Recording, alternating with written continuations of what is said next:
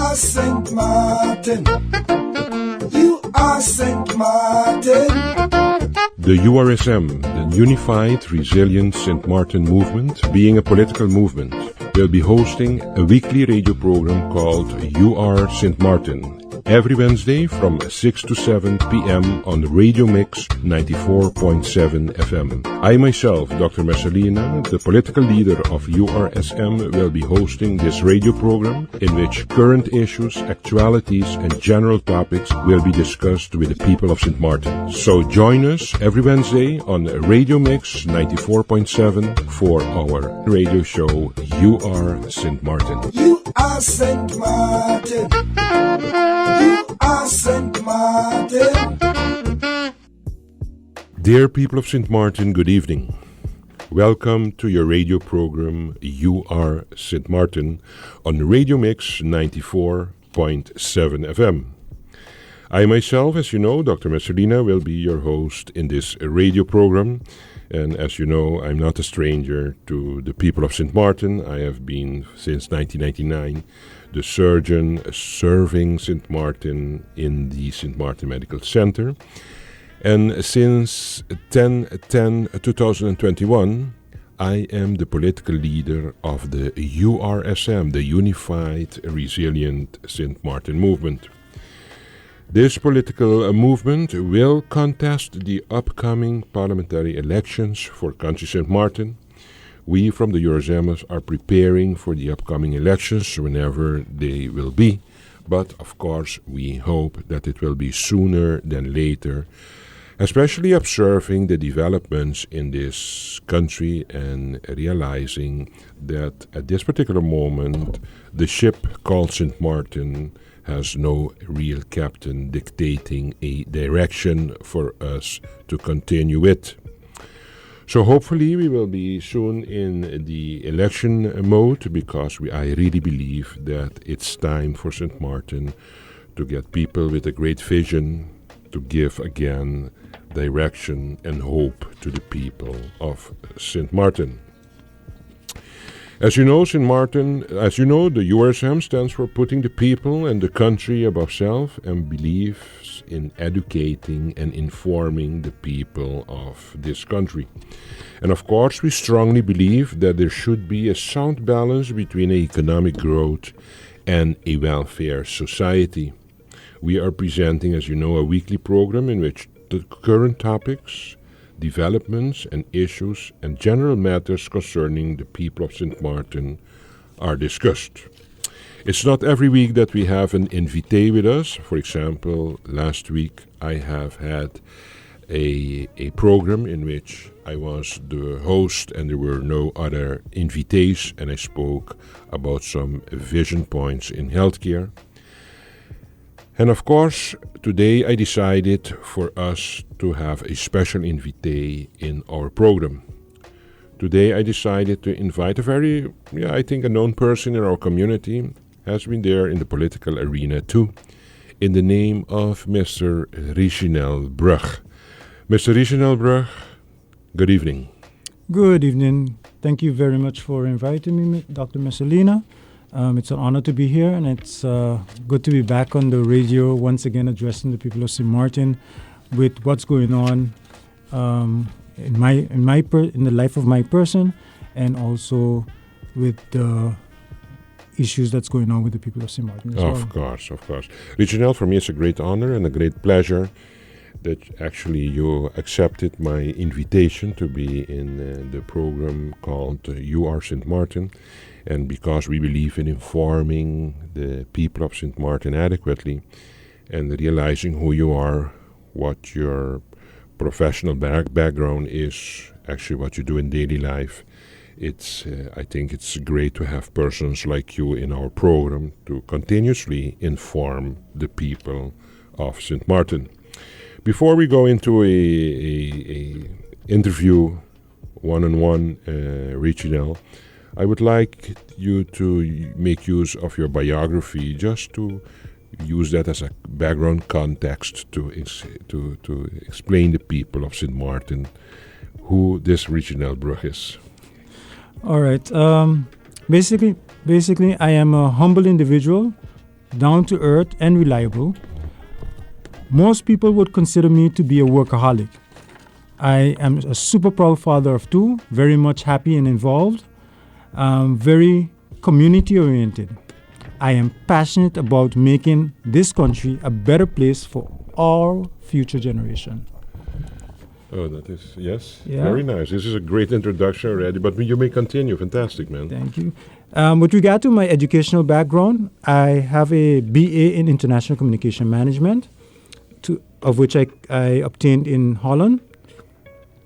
I have a certificate in Political Science and a certificate in Sint Maarten Labor Law, of which I obtained here in Sint Maarten, University of Sint Maarten. Working experience, I have 2 years as a policy advisor in Parliament. I worked with former MP Romain Laville. I have 1 year as a policy advisor in the cabinet of Mr. Raphael Bosman. He was our former justice minister. And currently I am working at the Ministry of Education, Culture, Youth and Sport as a truancy inspector. That is actually a short introduction, Richinel, about who this Richinel is. And of course, that is the way I know you too, Richinel, a very passionate man concerning being involved in the community. Mm-hmm. Very, very involved and committed and worried sometimes with the developments in your country. And that is actually why at a certain moment I realized this Richinel, I was observing you a while already, and especially you launch a few articles also in the newspaper that actually draw my attention because they are very community oriented, actually tackling and the basic social issues that is actually at this particular moment challenging our community. But before we go back to the articles, for example, that I would like to touch base on, Richinel. First of all, Richinel, you told us just now that you have a bachelor in political science. No, I have a bachelor in international communication. In international communication management. And you did something with political... I also did a course in political science here at the university. Okay.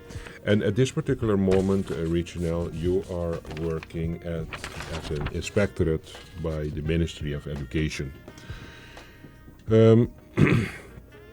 Actually, Richinel, tell us a little about your activities on a daily basis for the inspectorate function that you have by the Ministry of Education.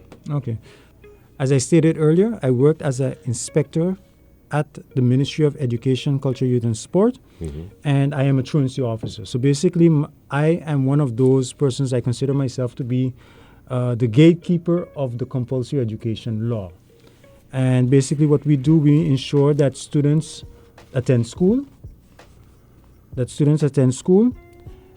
compulsory education law states that all students between the age of 4 and 18 or 4 or until they obtain a high school diploma must be in school. Must be in school. It doesn't this school diploma must be in school. Okay.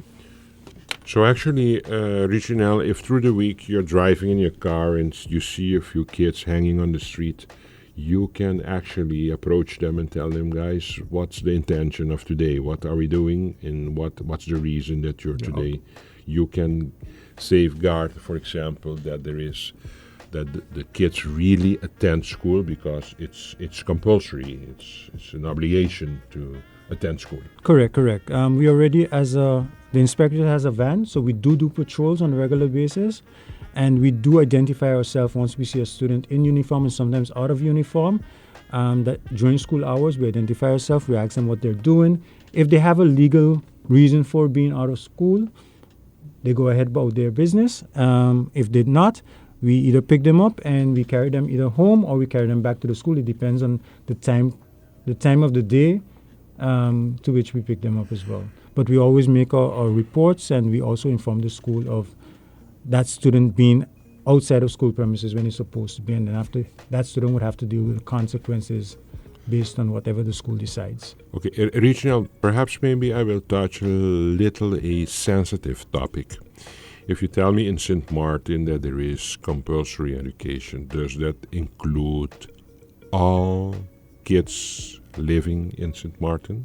Yeah, definitely. All kids living Okay. on Sint Maarten. It does not so- discriminate against culture. It does not discriminate against language. It does not discriminate against whether you are documented or not documented. Okay, so if we take the group of undocumented people and families living here, that are hardworking people, contribute also to our community. They work, they do their part for our community, but they have their kids. These kids are undocumented. These kids do have access to this compulsory education that we're talking about. And are we sure that they all are attending a education program through the day? I can't say if we're sure if all are attending, but the availability to education is there for them. And once it comes to light to our department that any child between the age of 4 and 18 is not attending school, we always investigate. Whether they have documents, yes or no, we will always make sure that they are written into a school. There are challenges, however, with regard to depending on the level. Let's say, for example, if a student is at under the age of 14, usually they attend primary school. Yeah. They can attend. We can force, or we can have a discussion with the public schools, and they can be able to be enrolled there. However, if they're older and high schools, now we only have one public high school, and that's one of the challenges that we have right now. We only have one public high school. All other high schools are subsidized schools, and if Which one you're talking about? St. Maarten Vocational School.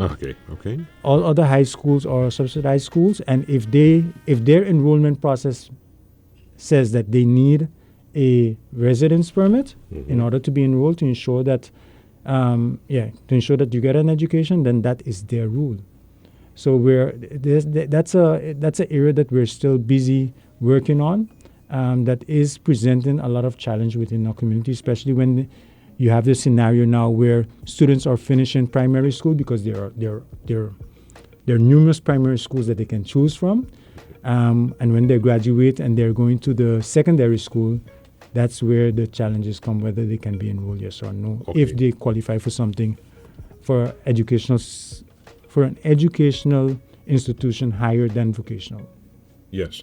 So in principle, Richinel, if you have a child that wants to attend a school that is not a public school and this child does not have the correct documents, it can become a challenge. It can become a challenge, yes. It's up to the school board whether they're going to accept students with, and that goes across the board, whether secondary or primary. It's up to the school boards whether they're going to accept students that are legally residing on the island. Okay, so in principle, we are convinced, and it is the reality, that we have compulsory education in Sint Maarten. Yes. There is no discussion. From the time we signed on with the rights of our child, we also signed on to compulsory education for every child. Okay. Is compulsory education in Sint Maarten a good thing for the country, Richinel? To be honest, I think it is a good thing for the country. I think it is, for me, in my personal opinion, it is investing in our people. I believe St. Maarten, the number one pillar of St. Maarten, should be its people. Yes. And that pillar is linked to every other pillar. Yep. So if you don't invest in your people, you will not have there will be no success in any other pillar. So, for example, we say that we have a one-pillar industry, which is tourism. Yes. Imagine if we don't educate our people how to be hospitable, how to do certain things within the community. Tourism will not exist. Of course. Tourism will not exist. They would come here, they would receive bad service, or they receive bad service and they will not return to St. Maarten, and therefore then what is left? So I always believe the number one pillar in any community is its people. And as long as you want to excel, or you want a country to excel, you have to invest in your people, regardless. Of course. Richinel, I always reiterate on this every time I get the opportunity to. I do believe that everybody's talking about the tourism as the pillar for our survival as a country. And I always tell the people that I do believe there is a more important pillar, being our human resources, our professional treasury, our educated pool of people in our community.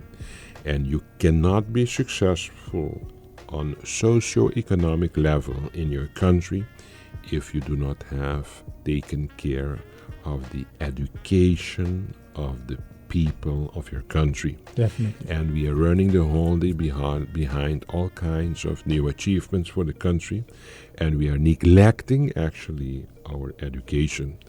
And I said it many times, and I repeat it again, because I think every time again I get the opportunity, I have to repeat it. Richinel, in our community, 29%, actually 42% of our populace does not have a secondary school education or a finalized second school education. It's big figures that I present to you, but I have repeated it many times in the past already, that we have a populace that has a relative low percentage of people that have enjoyed a secondary school education. I'm not even talking about advanced education after the secondary school phase. And as long we do not try to lower, to bring down this percentage of 42%, as you said, we are not going to be successful in making country Sint Maarten a prosperous country, because we need education as the basic instrument to develop a country. And we think that the dollar, the dime is going to do it for us. It's not true. If you do not have a high percentage of educated people in a community, you're going to have a challenge to develop your country on socio-economic level to make it become successful. Correct. And I think that is what we have to work on. And I do believe that still, Richinel, it's very painful for me to say, but I still think that we are neglecting education for the country of Sint Maarten. We should pay more attention to education. You know, Richinel, we are talking about a young country Sint Maarten. It is since 10. We are existing 12 years as a country.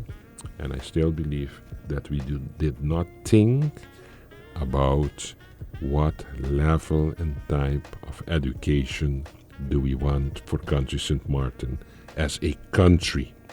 Everybody is talking the whole day about education, but we did not define exactly how we want it, because at the end of the day you have to use your education also as an assistance to work on your nation building. And your nation building is dependent on what form you're going to give to your education. Correct. And we want to work with nation building. We want to make this country a big country, but we are not touch basing on the essence of, for example, education, that is actually the most important pillar for us to be successful in nation building. With regard to the comment of focusing on education, I know with the Lands Packet, it has brought certain committees that have come now to actually review our educational system. That is already in process. A preliminary report has been submitted, and I think within short there should be a final report. So I'm very curious to know and to see as well, even though I'm working in Inspectorate of Education, what those findings are.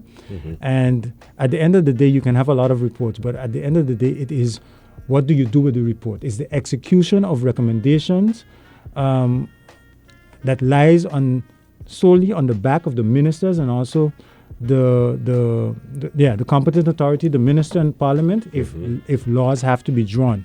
Now, you spoke about nation building. Our educational system depends on our nation building. I 100% agree with you. I mean, something as simple as language. And I'll give you an example. In our constitution, it states our official language is English, Dutch, and still up to today, many have spoken about having documents, laws transferred or translated, into Dutch, into English. Into English, yes. Now, because this is not done, and this is where it has a gap between our educational system and with regard to nation building. We have approximately 17 primary schools, 6 of which are public. Out of those 17 primary schools, we only have 4 Dutch schools. Only 4. One of which is a public school. Or they do both public and Dutch. We have 8 high schools and only 1 is Dutch. Now, once these students, remember you're creating a population of majority English speakers. We have a gap. And I say a gap because when these students come out of finish school, their language of instruction was English. Now, you have good paying jobs, important jobs that they demand that you speak Dutch. But so now you're making your pool that you can select from very small. Yep. So now instead of the pool from St. Maarten is very small that speaks Dutch, the pool from English is huge. And because you can't get enough people from St. Maarten, you're now importing. You're importing and you're giving them the red carpet treatment. And meanwhile, the students from St. Maarten, the graduates from St. Maarten, are here depending on social welfare, are here dealing with all different types of social issues where it could have been prevented, where if our decision makers in the past would have just done what they've said they was going to do, make it compulsory that you have both language, English and Dutch. Absolutely. But do not exclude English Yep. from your requirements for certain jobs. Yeah, and you know what, Richinel, that is what is happening in this young country. We are in need and cry for well-educated people to help us develop further this country. And we have an education system that is not at the end of the day producing the persons and people that we need to help us build this country. So there is no adjustment between the education curriculum and actually what the necessities are in our community. But by the way, the necessities of a community is also determined on the base of language. And now you want, for example, a lot of people that controls and speak well Dutch, while you're not educating them enough in Dutch. Correct. But okay, whatever it may be, it's not about it has to be Dutch or English. But I think as a country, you should make a stance and say, this is the way we are going to do it for St. Maarten, and we are going to have as a outcome product from our educational system this type and pool of educated people, and we will have to use that as our source to get our professionals to help us build this country. And that remains a challenge. There is a second challenge also. The way we are doing it is that we are more and more, we have to, due to the fact that we are a young country, I do believe we have to look out more in the neighboring regions, because these islands are going to be more and more important to country Sint Maarten for its development. So we will have to adjust our educational system in a way also that the environment around Sint Maarten can enjoy the bigger picture of education from the surrounding areas to contribute to delivering professionals for St. Maarten. I am educated in Europe, in Holland. I went to a Dutch school. But more and more I see for St. Maarten that the necessities as we need it here, what we require of professionals, we are not going to get it with the Dutch system. Although I have been educated in the Dutch system, we see that the whole context of how we have to work as professionals is not a logical follow-up for the education that we got in Holland. And I do believe in regionalizing our education more to get people that understands better the societies in the Caribbean, the cultures in the Caribbean that are a little more in proximity with our own community and our people. And I do believe those professionals will fit better in our system than if we just try to educate our next generation in, for example, Holland. That has, of course, its good parts, but I do believe that we have to start now asking ourselves as a country critical questions about what type of formation suits country Sint Maarten the best. That's my opinion, Richard. I don't know what you think about that.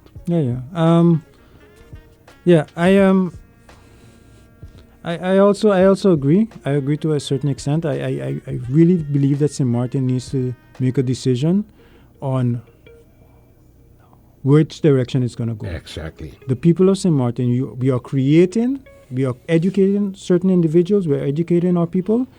There's a gap right now between the labor force and the educational system. The primary source of labor should come from the local economy. Repeat that for me again. The primary source. Let's say so. First option should always be locals. Yes. And of course, I do agree that regionally, it is something that we can work together. And it as you said, it opens more opportunity also for us local to expand and then come back. Exactly.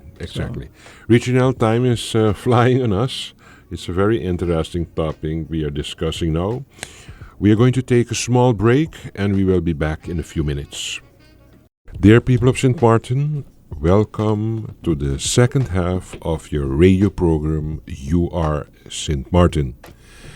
As you know, today we have with us as a special invité Mr.Richinel Brug.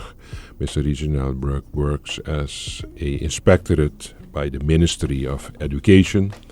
And we had, in the first half of our radio program, an interesting discussion with Mr. Richinel Brug concerning different aspects of education of Sint Maarten.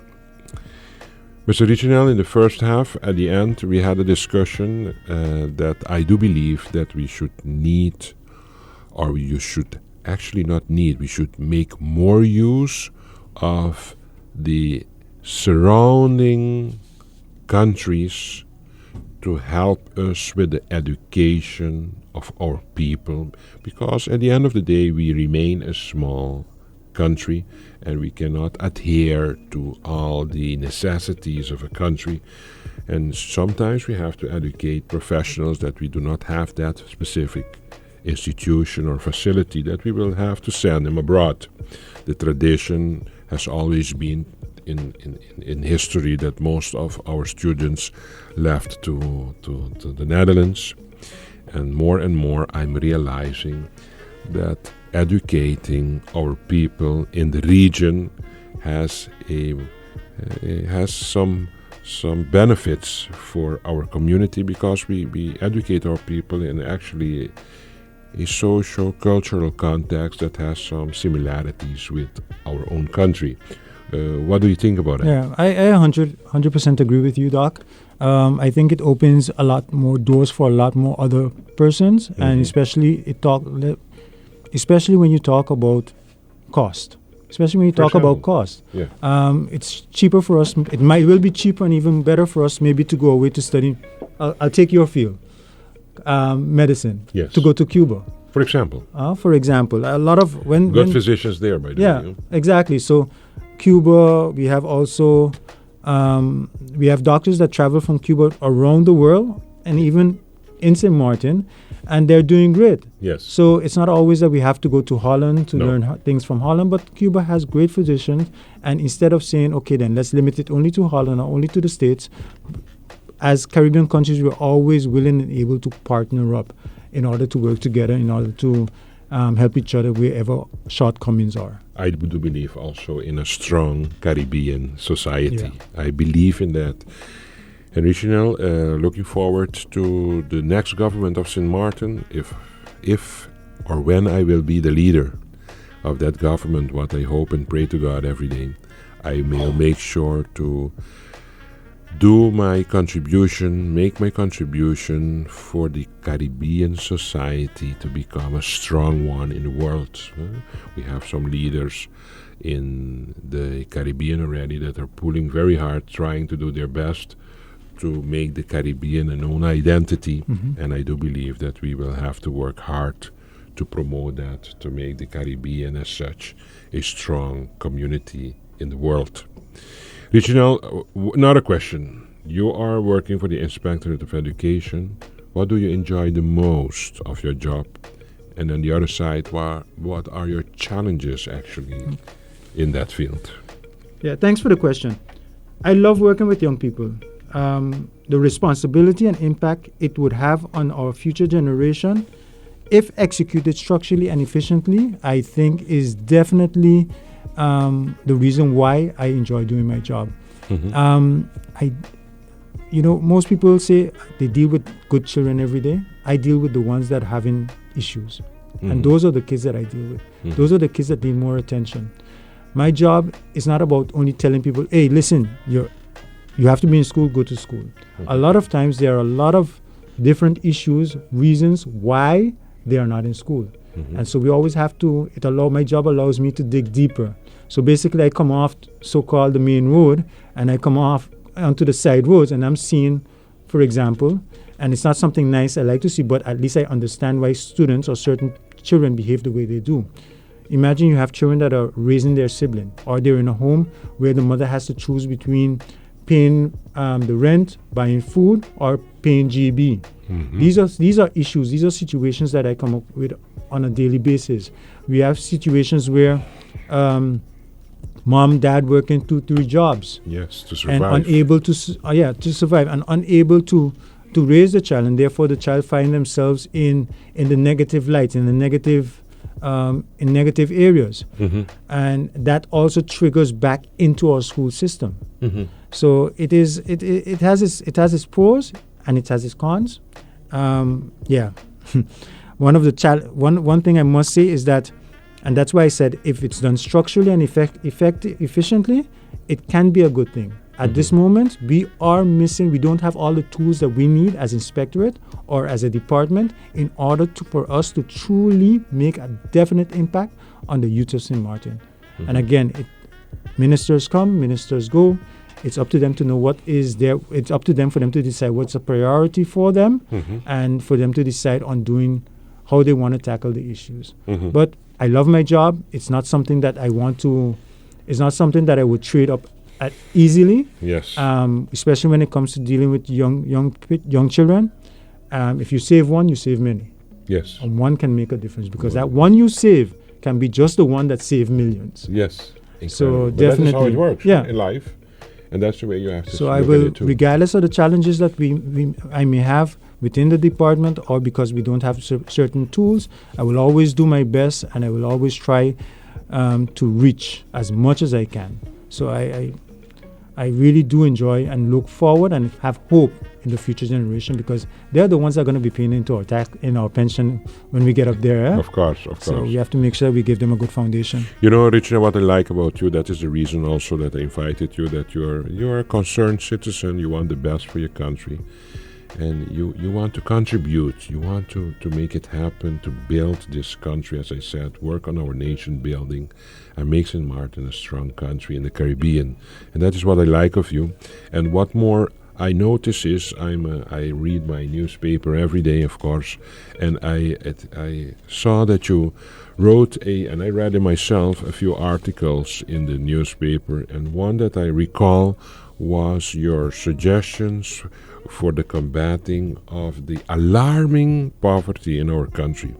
Richinel, I can tell you, in our society we have 29%, let's put it 30, because 29 to 30 is almost the same, 30% of our community, our households, let's put it correct way, 30% of our households live under a poverty line of less than $850 per household. That means if you take all the households in St. Maarten, 29 to 30% live with $850 as a whole system, in that house, they're paying the rent with $850. They eat with all of them with $850. They have to go to school. I think this is alarming poverty for a community. And to my big positive surprise, I read an article that you wrote about our alarming poverty in our community, and also you had some great suggestions. It's great for the people once more to hear a little about all the ins and outs about that beautiful article that you wrote in our newspaper. You're correct. I did make some suggestions, and I also got some nice positive review. Thank you very much. The way we tackle poverty in St. Maarten, I think our decision makers are not doing it effectively. We talk about raising minimum wage. Okay, fine, you raise minimum wage, but do you control what's going on in the supermarket? Recently, they have increased the basket of goods. I give them a plus on that. However, again, for some people it's good. For some people, we notice that things that they used to buy cheaper is now become more expensive. But regardless, it is a step in the right direction. But again, it's not only that. It has to be a combined approach of different things that has to happen simultaneously. You have to talk about transportation. We need a good transportation service so that people could put their cars aside, especially considering gas is going up and down, that they can use the public transportation services. But if you read in the newspaper recently, because gas is not being controlled, prices for buses are also carrying up their fares. Yeah. So now that also means that, poverty, that also means that people communicate, that also means that people using public transportation now has additional expenses in that area. Yes, exactly. It also means that with regard to cost of living, government is not keeping cost of living down. And it means that, again, as I stated earlier, people are finding themselves having to work 2 or 3 jobs in order just to make ends meet. Yes. Rent is not being controlled. Imagine we have a rental department that controls, let's say, for example, and I'm giving you an example because I don't have the exact figure, a building that's worth 100,000 guilders. It's impossible. Nowadays, all buildings are, if you change that guilders to dollars, you have a better chance of controlling more rents on the island, and therefore controlling the cost of living as well. So there are several things that government can do or decision makers can do in order to make sure that the cost of living is down as low as possible. Yep. It's a shame that it's only being done now as we are going through this recession, and that it wasn't done earlier, to which, the impact would have been a lot less. Yeah. Richinel, the poverty in Sint Maarten is alarming, as I said, and it's a priority for me and for my political movement, the URSM, because this poverty is threatening our society.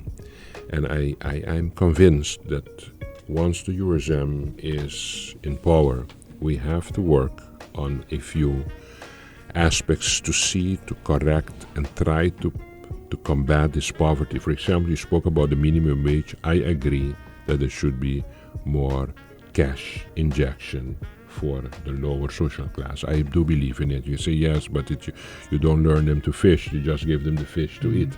But it's you have to do both. Yeah. But you cannot every time again learn people while you're not giving them the opportunity also while they are learning to improve their basic life standards. That's one.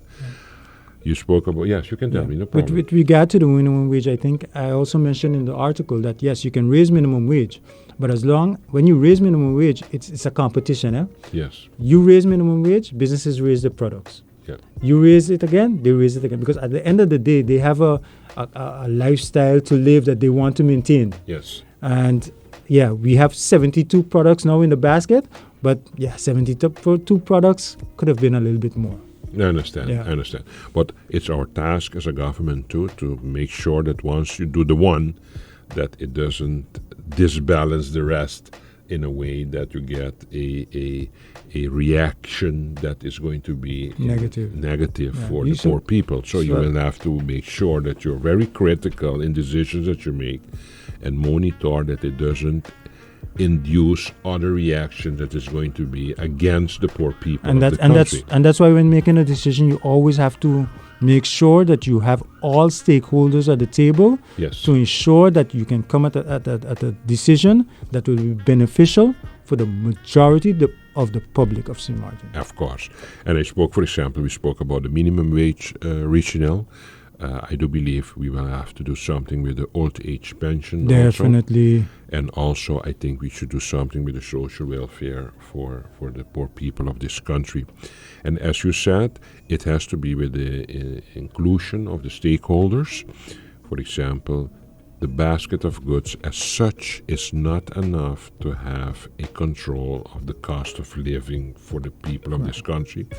As long as you don't include the stakeholders being the wholesalers of the island in this project of the basket of goods and make good agreements with the wholesalers, you're not going to get a good hold and control of the prices of food for the people of Sint Maarten. So as you said, it has to be broad-based, controlled by involving as much stakeholders as possible, align everybody, that everybody is on the same frequency concerning the ultimate aim to control the prices for the poor people. And as long as we don't do that disciplinary in a formula of inclusion with all stakeholders, we are not going to get through with this country. For example, also the other one that the URSM is very into it is the organization of the public transportation for country Sint Maarten. So it's time for us to recatch ourselves and try to really not talk about poverty, but start taking action to combat the poverty of this country, because the poverty rate in the society of Sint Maarten is absolutely unacceptable. Just now you mentioned with regard to the seniors, and I also wrote an article pertaining to that, and I definitely believe that seniors, especially nowadays, should not be paying income tax on the AOV. I think when they're revamping the tax system, that should be one thing that they do address. But also, as of now, find a way to exempt them from paying tax on their AOV. And if you think very logical about it, they paid actually tax on that in the past already, if you do the calculation correctly. I would have to look into that, because what I've been told by certain individuals, they say they only tax them on the money that they received in their hands, and they're waiting for when they receive their money, I guess when their pension, to tax them on the balance. No. That's the so-called theory that is given. But regardless, cost of living today is too expensive to be taxing senior citizens, and I think also what they receive as pensions, it is way too less for them to even survive independently. Without depending on someone else, whether it's their children, if they have children, or government, or whatever, or whoever. Richinel, one other article that I read about in the newspaper that you wrote was the one about substance abuse among our children in Sint Maarten. Tell me a little about that article. Okay, basically with the job that I do, as I said, I come across a lot of young children with issues. And in our school system right now, we are having a somewhat of a, I want to say pandemic, but we're having so much of a issue with regard to too many of our young people are using drugs. Too many. Alarming. Too many. And it is spreading faster than intervention is being placed. It's very contagious. Yeah. And what is alarming as well is the fact that, once you, and a lot of young people don't know that, that once you're under the age of 18, using drugs has a negative effect on your brains that will definitely have consequences. Mhm. And in addition to that, it is we have to do something about it. We have to find out why exactly our young people are turning to drugs. We have to find out what exactly. There are several reasons. It's either peer pressure, it's either due to stress, recreational purpose. It's the fact that parents don't spend enough time to educate their children about drugs. Of course. It is also the fact that failure for decision makers keeping the cost of living down, that children turn to drugs in order, sellers, users, whatever the case, in order for them to also bring something home for to assist their parents. So there's a lot of reasons why our children use drugs, but we have to address this issue. And I think with addressing the issues in that article, I remember I say, there was a meeting that I went to once, and a gentleman, one of the key speakers said that in that presentation, a person said he loved drugs, he used drugs. And the only way he came off of drugs was he was offered something else that was a lot better than drugs, that gave him that hype that was better than drugs. And we have to find out what exactly is something that we can trade, stop that drug use, do a sport, for example. Yes. But Richinel, to describe a problem like the drugs misuse or abuse in the young people of Sint Maarten is one. But as you said correctly, if we do not bring an alternative to the drugs use, we are not going to solve the problem. And we all know in this community that, for example, after school activities are very healthy for the youth. Yep. And I can challenge you, Richinel, what are we doing nowadays with organized and actually well-organized after-school activities for the youth of Sint Maarten? What are we doing with sport activities for the youth of Sint Maarten? I'm not even talking about the alarming condition of the sport facilities in Sint Maarten. Yeah. And Richinel, and that's why I started this URSM, because I do believe the next governing period is not going to be a governing period anymore of describing the problems that we all know about already, but it's going to be a governing period of taking decision, taking the action to make sure that it's enough about talking about the problem, but take the necessary steps, decision, and measures to try to change the direction in which the society is going, and try to solve the basic challenges of our community. That is where we have to go. And we are too long already talking about the problems, but I do not see initiative now to, for example, establish a great sport facility complex for our youth of Sint Maarten. But we say that there is an expansion in the use of drugs. But what are we doing from government side, from society side, to try to offer the kids a other alternative than falling into the game and the habit of using drugs? Yeah. That is what we have to do, and we have to start taking action, Richinel, because if we don't do that, we are going to lose our country. And that's why the URSM is hoping that the people will wake up and make a great decision in the next upcoming elections to really give other types of people an opportunity to govern this country, putting the people, and as we say, the country, above self. Richinel, it was a very interesting interview that I had with you. I would like to give you the floor before we finalize this program for today. Richinel, tell the people whatever you would like to before we close. Okay. Well, ladies and gentlemen, thank you very much for giving us your time and your attention. And once again, I am very passionate about making this country, our country, a better place for our future generation. I am sure that if we all put all hands on deck with solving some of the social ills of this country, we can come out victorious.